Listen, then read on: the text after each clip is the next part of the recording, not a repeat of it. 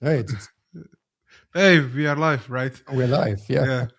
Hello, everyone. I'm really glad that you joined episode 6 of the Human Perimeter podcast.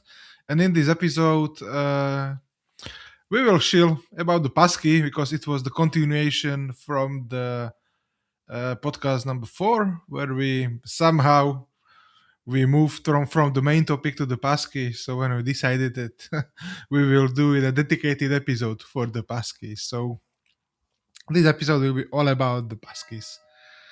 And yeah, so to begin with, how was your 2 weeks, Andre? Besides, it's been very hot here. Um, I mean, across Europe, isn't it? Yeah, Um, everywhere. I was dealing with some interesting security things that also might touch today's topic, because maybe we can talk about that today. But I needed to secure a website of a client of mine, and the problem was with username and password. It's always difficult because users constantly forget the password.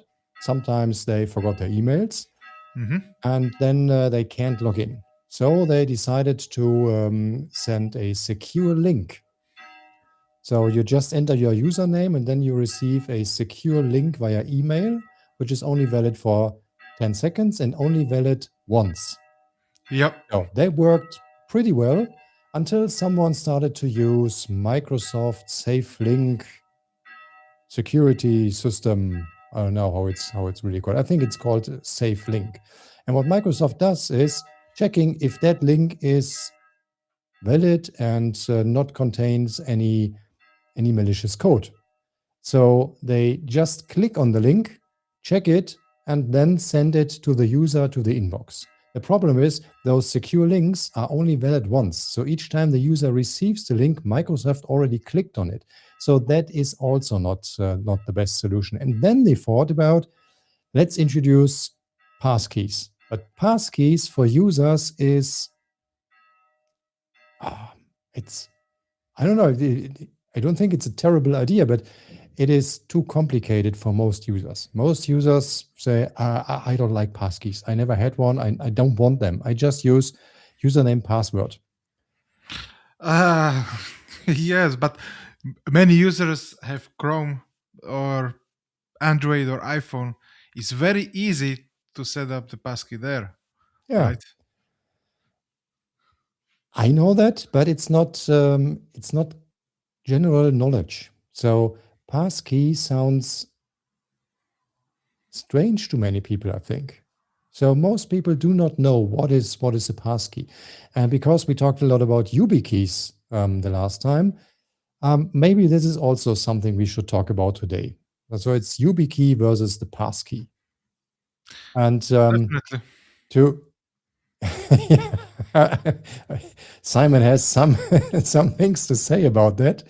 And if anyone of who's currently following us we're on LinkedIn Live today and on YouTube, if you have any questions, then drop in the comments and let us know, and we will try to answer them during the show. And if you watch us later, then you can also send us questions, and we'll try to answer them in the next show. Yeah.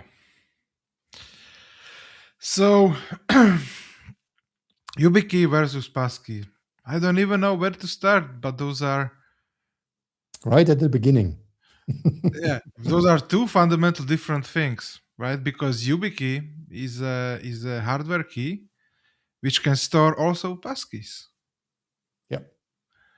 and like the traditional passkey where we are talking, okay, set up the passkey. We are talking about the passkey that you can set up, for example, in your password manager or in your iCloud account, Google account, because those passkey will travel everywhere with that account. Mhm. So that's like the main differentiation between the passkey and the YubiKey. But what's nice about the YubiKey, the YubiKey was there even before the passkey technology was adopted and streamlined. because many companies they have to follow some security rules standards, and they have to have a physical access token to log in or access their services, right? So that's why YubiKey, the hardware token, solve those problems. You can use it to authenticate if you want to SSH to the server. You can use it, for example, if you want to sign a document. It can also work alongside your ID. So there are too many options where you can use YubiKey hardware tokens or any hardware token like Google Titan or other. But with the physical media, there comes some limitations, right? So there is a hard limit, like 50 passkeys you can store on YubiKey, 250 web auth tokens, and etc. etc. So, and you need to have two, one your primary and one for your backup if you lost your primary. So that's, I think that people may mistake the YubiKey, the hardware key for the passkey. So that's why they are afraid to try the new technology. And yeah, the big companies, Google, Microsoft, Apple, they all add up passkey like year or 2 years ago to make it very easy for the user to enroll a passkey for a service that will be synced with their account. But there's fundamental problem with that. If your account is compromised, they cut your passkey. So it's, yeah, it's convenience versus security, right? Yeah, that is the thing I'm constantly thinking about, because I have YubiKeys, and of course, I do not have them with me. As usual. Usually, I always have them, but if we do our podcast session here, then I forget them. One stage lower, but anyway, one floor lower. But anyway, the hardware code, it looks like a USB stick, right? Very small, yes. So, but if I want to log in, or if a general user tries to log in into a service, regardless of how easy it is to store the passkey on this hardware token, if they want to log in again, they need to plug in this hardware token, right? Yes, This because is quite inconvenient. it's not inconvenient. It is. You because come to work, you plug in the passkey, the YubiKey, and you Yeah. left it there. And you go out, you take it with you. Yeah. And some people try to log in on their iPad or on their iPhone. And you can use NFC passkey. You have a lot of YubiKeys that you can use. Yeah, that would work with an iPhone, but not with an iPad, because iPads do not have NFC. True. And you can get a YubiKey with a USB-C connector, right? Yes. And then you can plug it into the iPad. Yeah. But at least maybe I'm too stupid to do that, but I didn't manage to make it work. So it works perfectly fine on the iPhone, because I just hold it on the here's my iPhone. So I just hold it on the back. Yeah. And then it reads it automatically. This is very convenient. Similarly, like biometrical passwords, which just uses the face cam, the Face ID, but stored on a hardware token. So this works, but it doesn't work on an iPad. Interesting. And if just talking about myself, I have a Mac Studio here, and the Mac Studio stands over there. So if I need to plug in the stick somewhere first, I need to find a free slot, because everything is taken. They should actually put more USB slots to their machines. I think that's enough. I have also Mac Studio, and I have 2 Thunderbolt 5 docks. Yeah, but I don't have any. So that I think that is inconvenient. Like Like you get 5 ports at the back, 3 ports in front. I have the first Mac Studio had two on the front. But anyway, Yeah. I'm still using 1Password as a password manager, and that stores passkeys as well. And do you have backups of those passkeys? Did you set up the passkey in the password manager and also passkey on some different password manager or on some hardware token? No. What happened if you completely lost your 1Password? There's a very long recovery key, which is stored in a safe place. What if you don't have it no longer? I have to have it. But what if you don't have it? How would you recover your passkeys? That is a similar question as how do you protect your crypto wallet?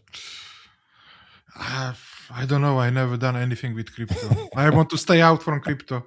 I have enough. That is I that is have precisely the same question. So if you manage your own security, then you have to manage everything about it.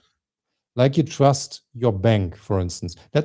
This is my I have this this Trezor. This is my crypto wallet, and basically it's the same as my bank. So all my funds, it's not that much, but all my funds are stored on this wallet. Not really on this wallet. They are on the blockchain, but this is the access to that blockchain, to that wallet. Yeah. And if I want to ensure everything is secure, then I need to manage everything about it. The same as what banks need to do. So if you want to secure your money, then you go to your bank, and the bank does all the securities all around you, all around the money, so that they ensure everything is secure. That's why they have these large vaults and security teams and security measures and access gates and all this kind of stuff. But if you are responsible for your own security, then you have to manage it all on your own. And I think the same is true for passwords. Each password is only as secure as you make it. That's the reason why you should not use the same password for every access you own. So you should have different passwords. But this carries the problem. I think I have about 2,000 passwords in my vault. And you can't have all these different passwords in your mind. This doesn't work. Definitely not. So that's the reason why we have these password managers.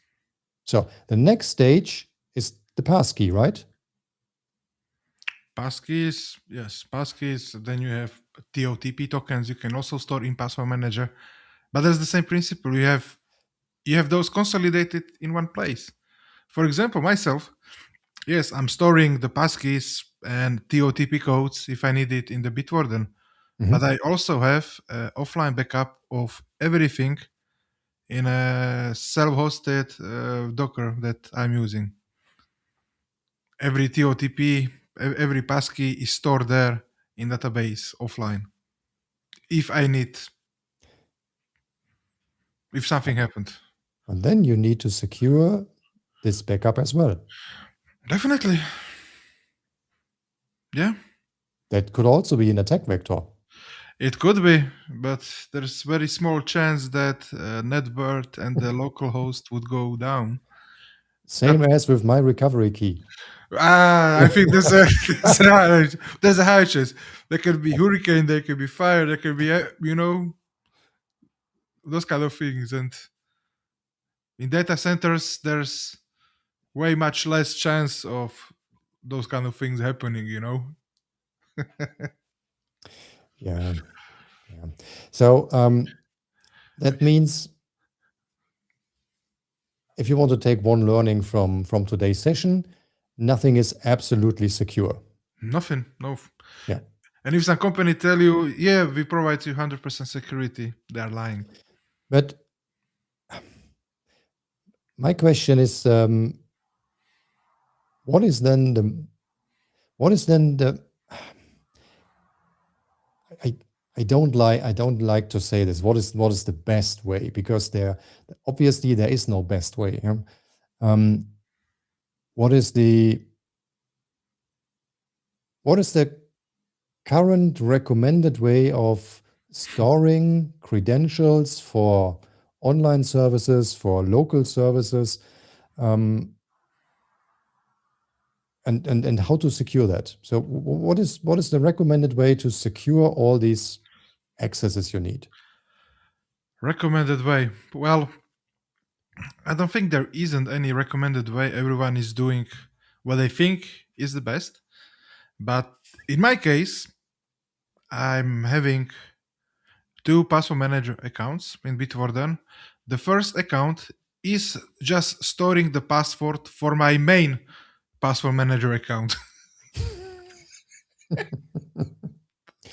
Mhm. You understand where I'm going with this? Yeah, So if I want to I log think in so. to my main business password manager where I get my SSH keys, passkeys, TOTP, and all the logins everywhere, I don't know the password because I made it like 250 characters and I need to log into my first manager where I created a dedicated like the passphrase that I remember is like 15 words. It's pain in the ass to type, but it is what it is to get to my stuff. But that's how I'm doing those. And also TOTP codes. I have also, for example, the Proton out, a Proton application that works offline. And then also I have the backup on my own server for those. Okay. So if anyone currently listening here finds this a good idea, just drop it in the comments. Or if you Yeah. have a different opinion on that. Because I don't think this is convenient. And I don't think it's much more secure either, but that's a different topic. The question is, what can organizations do and what can single persons do, private persons do, to secure their accounts? And in both cases, I mean, for organizations, there might be a policy, and employees might not be that happy with policies. I know that. But you can enforce those policies, and then you can make things more secure.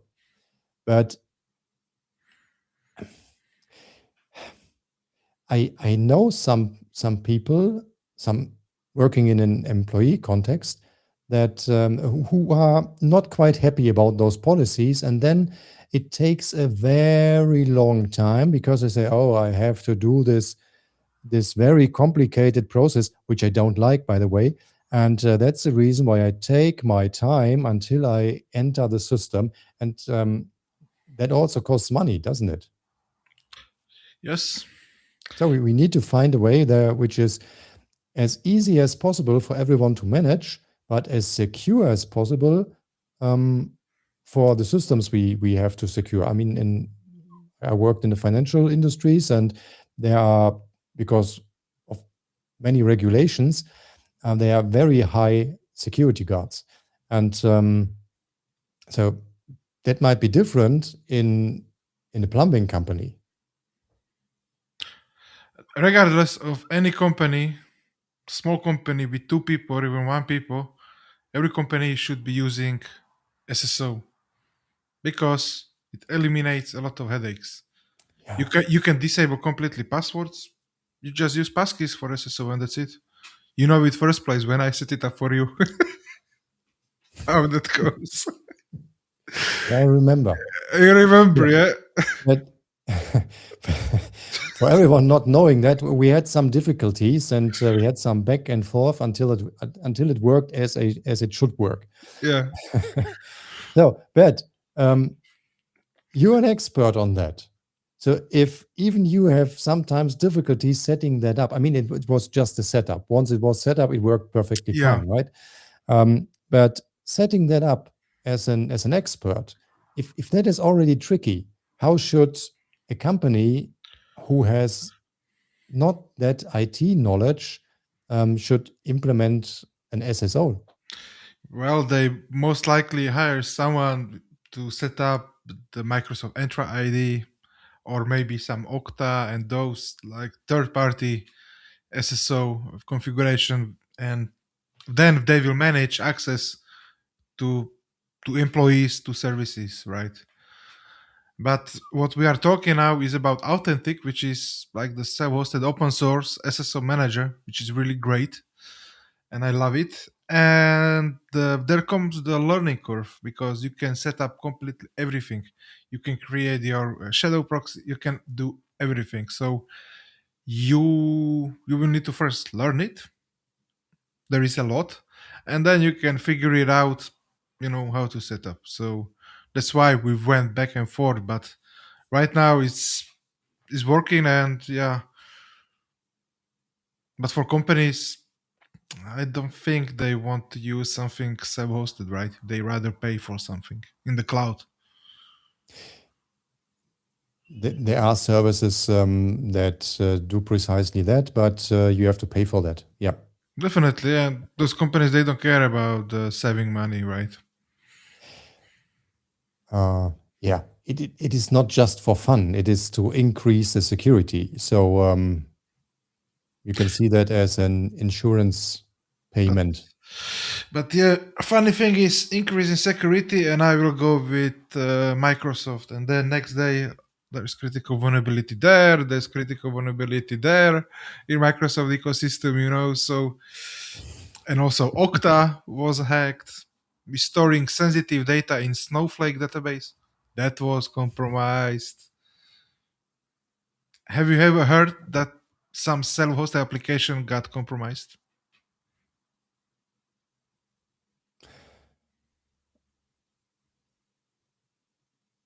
Well, yeah, yes, yes. Like if there was like critical vulnerability, right? RCE. Yep. Yep. Yeah. But I mean that some company data was stolen from the self-hosted application. Yeah, the point is if someone with 20 employees creates their own authentic installation just to provide a secure login mechanism,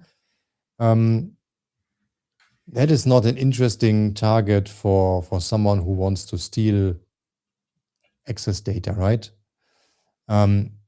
It is much more lucrative to target larger ones like Okta, like Facebook, Meta.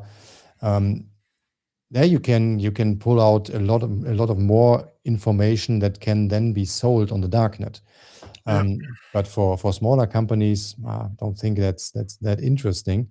Although that happens as well.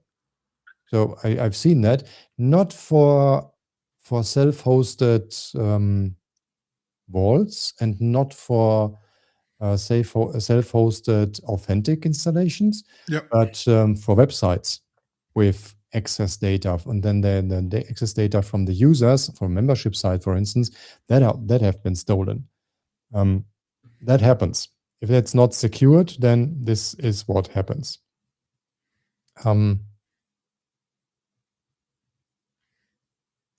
Yeah. Yeah, that's true. But yeah. Okay. If we go back to the single user, so now we talked about let's talk about the single user, like Single me. user. Like you. I'd like to have it secure and convenient.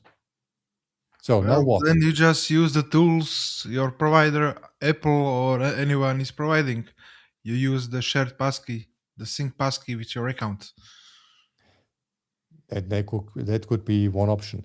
Some people use. I've seen that today. I've seen that today on a video session. I was on a video session today, and someone used the password built into the browser. I mean, that is convenient, isn't it? Yes, that's convenient.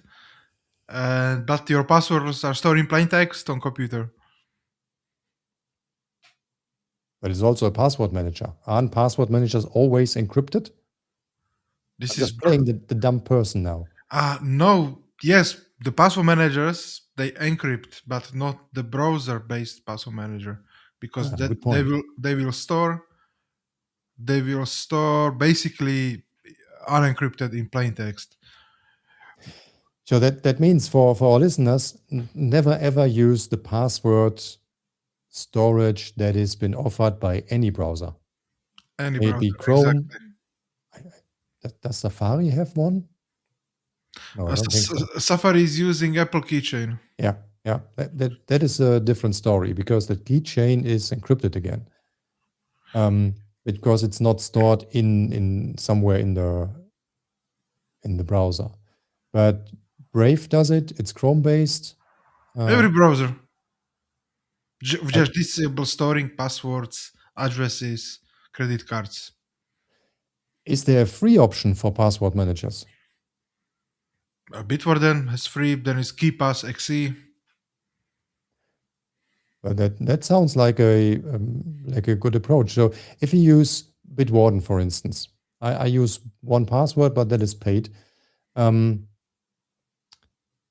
If you use Bitwarden in the free version, can we create and store passkeys easily? Frankly, I never tried the free version because it is helping me to secure my digital world. Why I should not pay couple bucks a year for password manager? I don't know. Honestly, I don't know. But I let me just quickly check. The last time I used Bitwarden, I switched from Bitwarden to 1Password because in the beginning, Bitwarden has some quirks with passkeys. And 1Password did it, at least for me, perfectly fine. I think it's now working as convenient as it can be on both systems. And I think I paid for the pro version of Bitwarden $10 a year. I mean, it was $10. So this is really darn cheap for something that does a pretty decent job. This, yeah, that's nice. But I'm paying like 700 a month for Bitwarden. I'm But I, talking about the regular user, yeah, not yeah, yeah, yeah, yeah, not the not huge companies who resell that. yeah. But yeah, I checked just the Google, the new AI overview, and it said there is no. You can use like the MFA, and also you can use TOTP in the free version. Ah, okay. So So I think there should not be an excuse not to use a password manager. But if we now want to take this a step more secure, then is YubiKey a solution? yes, YubiKey is a great solution, but still you will need to have two YubiKeys. One YubiKey will be that you will daily drive, right? And second YubiKey will be somewhere outside. It will be like as a backup if you lost your main. Okay. I know that I can use the YubiKey as a second factor. And that's what I mainly did in the beginning because passkeys weren't that ubiquitous at that time. But now it can store passkeys, right? Is Up it to 50 passkeys, I think, on the newest firmwares. Yes. up to 100? I just looked it up. Up to 100. Okay, great. Latest Great. firmware says up to 100 passkeys. Good. That is a lot. But I need to upgrade my firmware of the stick. I need to try that. You cannot But upgrade firmware on YubiKeys. you cannot? No, it would be then hackable. Anyone could flash them firmware. Once you get it, you are locked in. No.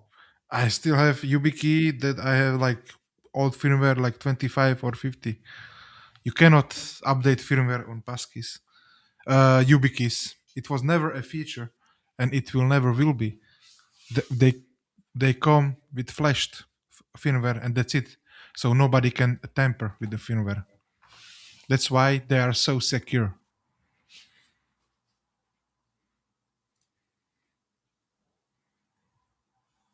Just learn new thing, my friend. Yeah. It's good that we talk about that. Why are they then talking about firmwares? Because if you purchase 1 year ago, they have different firmware with different limitations. Oh, I bought them some years ago. And like I think in 3 or 5 years ago, there was some vulnerability in the firmware that somebody could do something. But yeah, but that's very hard to do, right? Everything that involves hardware is pretty hard to do. Yeah. Yeah. But given I just bought the newest YubiKey I can get on the market. So I bought it yesterday. It just received it today. Now I have this shiny new YubiKey. What can I do with it? Can I just plug it in? And if I log into to a website that offers passkeys, can I then store that passkey directly on the YubiKey, or do I need some sort of mechanism that copies it over? First of all, when you are shopping for the YubiKeys, always verify the official website for the firmware version, and then also check in the store which version of firmware they will sell you. Because it happens to me or to my friend that he ordered a YubiKey and he received firmware version older than 1 year because they didn't sell. So this is first step. If you are shopping for the YubiKey, check for the latest version. If not, ask the seller what firmware those YubiKey are. And then, yes, it is so simple. If you go to any account, Google account, go to security, add your passkey, and then your system will ask you if you have your password manager. It will first ask your password manager if you want to store it there. You can click no or no this time, and then the system prompt will ask you, or your YubiKey will start flashing. You touch it, you enter your password for the passkey, and it is enrolled in your account. So it's not difficult. So I can use given the newest version, with the current newest firmware of the YubiKey. If I have this, can I use that as a replacement for my password store? Nope. At least for passkeys. Replacement. I would not call it replacement. I would call it backup or main, and your password manager is back or something like that, right? Because if you lost passkeys, there's no way how you can get it back, because it is zero knowledge encryption. It is just transferring the private key from the passkey to public key there, and public keys are meant to be visible anywhere. So if somebody got your public key, okay, now what? Okay. So It's just this communication between your hardware key and the site. They are just sharing the public key. Like, it's the same principle like when you SSH, right? Are you storing your private keys from SSH on your local disk or in your password manager? what? For my SSH? Yes. It's in the password manager. Are you sure you don't have any Yep. sitting around unencrypted? Yep. Great. And I do regular security checks that there isn't any key lying around. And if that should happen, then the key will be replaced with a new one. But usually it's directly stored in the password manager, or it's created within the password manager. Yeah. Yeah. So that's much easier. So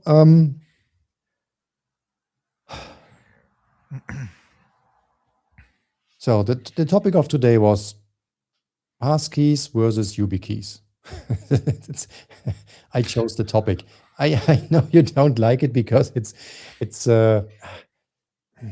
you can't directly compare them, right? Technically, you could compare them, but the function is basically the same.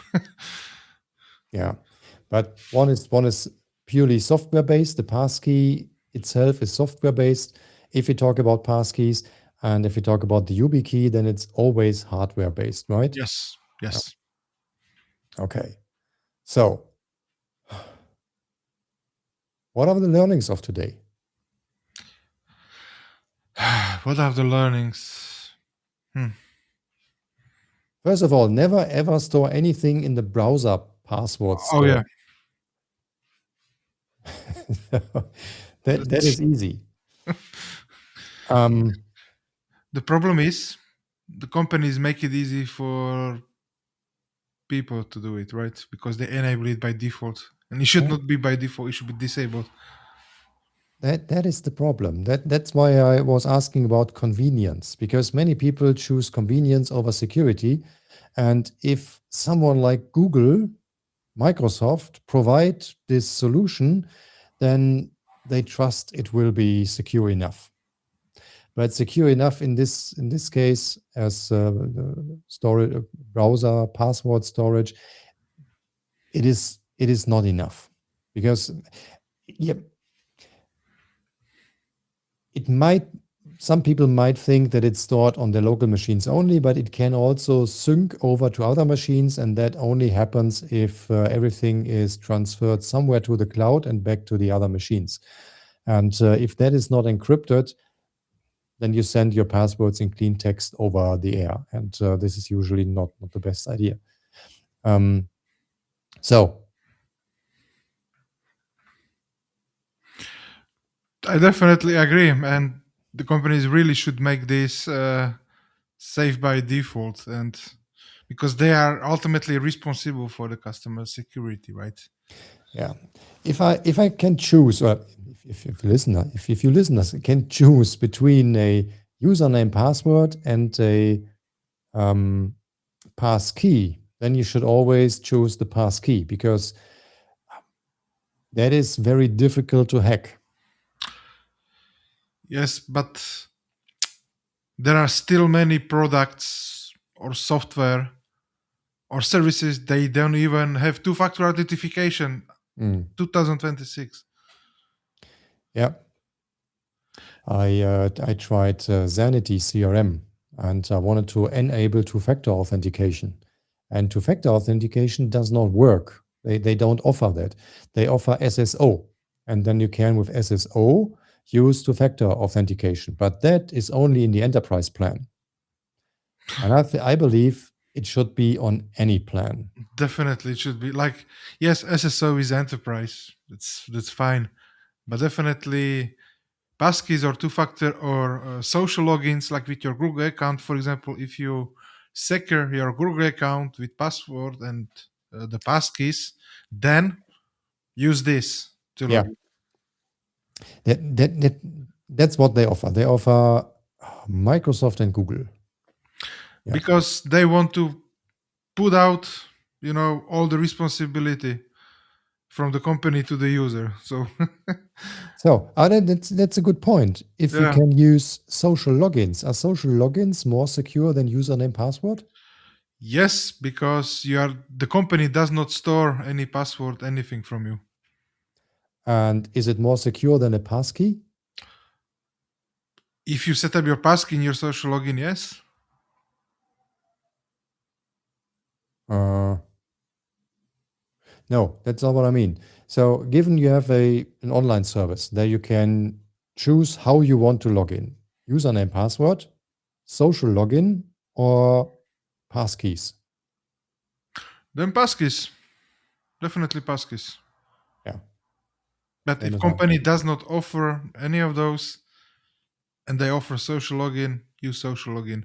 What I really love is authenticate with the GitHub, which I Mm. really love because I can create some advanced rules in GitHub as developer. So yeah, and also with Microsoft Entra ID, I like to log in, but there is a lot of things you will need to configure the Entra to get it right. First, you will need to enroll your machine that this is trusted. You will need to enroll your SSL certificate and Then you got locked out 3 times in 1 year, so you need to contact support. Maybe 4th time you get it right, but it's it's a lot of things that you can set up with Microsoft. With Google, you don't have too many options unless your browser is controlled by enterprise. But Mm. yeah, standard Google account definitely, uh, definitely you can disable the password needed for password, but you can enable the passkey login. That Okay. that is most frictionless for Yeah. standard Google accounts. Yeah. Okay. So that sounds good. So if you could choose between the YubiKey and the passkey stored in a password manager, what would you choose? First DB key and then password manager. Okay, I would choose first password manager and then YubiKey Why? because it's more convenient. Yeah, but whatever. Like I have my passkey in my computer like every time I work here, but I actually almost never use it because I always use Bitwarden for passkey. Uh, so, what I want to say with that is there is no real right or wrong answer. Yeah. So I think the one where we both totally agree with is if you have the chance to use passkeys, use them Yes. everywhere. And if you use a password manager that also can store passkeys, some have this option that they tell you which services offer passkeys, but you haven't set one yet. Yeah. So if you have this feature, use it. That can increase the whole security of all your accounts.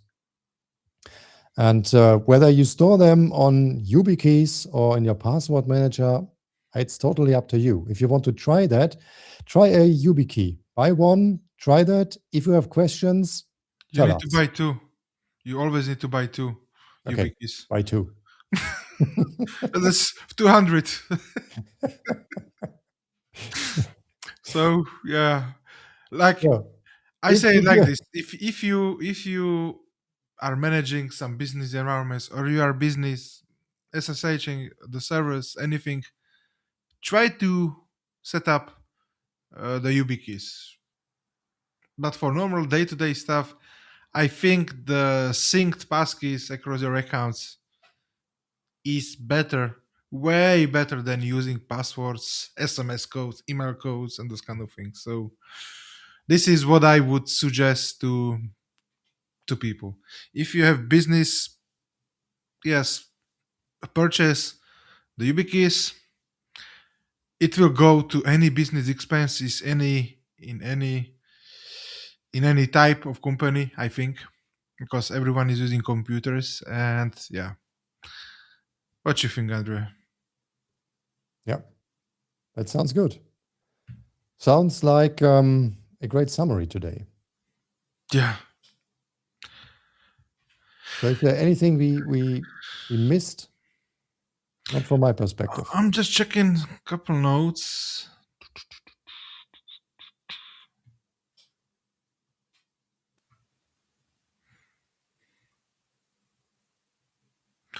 I think we covered really everything. That's good. And we call it a day. Yeah. But one thing I forget to mention that the passkeys are those YubiKeys. They are fish resistant, but that does not mean they are breach proof. Yep. And what that means, if somebody get hands on your passkey, it's game over. If somebody compromise your cloud account where you store those shared passkeys, it's game over. And this can easily happen when somebody can install your session cookies on your computer. Oh yeah. But that's also not easy. It's easy. You click the email. Why you click? Oh, you click. Okay, that's episode 1, I guess. I think so. If Yeah. you're interested, watch the other episodes. So that's also a problem. And if somebody, for example, got access to your computer and you have open vault, like one password or Bitwarden vault, everything is unlocked and they can scrape all the passwords from the vaults. Yeah. So That is one inconvenience I chose because my vault auto locks again and again after a couple of minutes. So if I need a new password, then I need to type my password, and it then opens. So password is then auto-filled, and then it locks automatically again. yeah, I cannot have it to a couple minutes because I'm constantly SSHing into servers, and I have my Ansible automation, so they use the SSH key, so I have it like 1 hour. I used an Apple keyboard in the past, which has a fingerprint sensor. Yeah, That is very convenient. So each time I needed a new password, and just press the fingerprint, and then password is entered, and the password vault is automatically locked after that again. So and that is very convenient. But I have a new keyboard which doesn't have this fingerprint sensor anymore. you cannot buy the Touch ID standalone. I can, but that's not expensive. That's quite expensive. It's not cheap.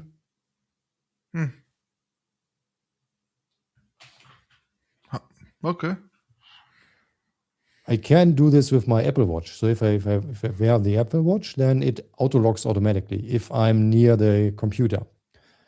That's a bit scary because if I just come into the room, then the watch tells me, "Oh yeah, I unlocked your computer."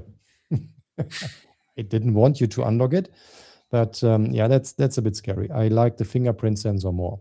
Yeah, that makes sense. All right, so yeah, I think we covered mostly everything, and give it Sure. a try. Try the Passkeys, and let us know how that experience goes.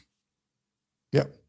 And if you have any questions about that, then just send us an email or send a comment under this episode on YouTube, Spotify, wherever you watch us. Yep. So great. I learned a lot. I hope everyone else as well. And we will see you in 2 weeks' time. In 2 weeks' time again. Yes. Bye bye, everyone. See you.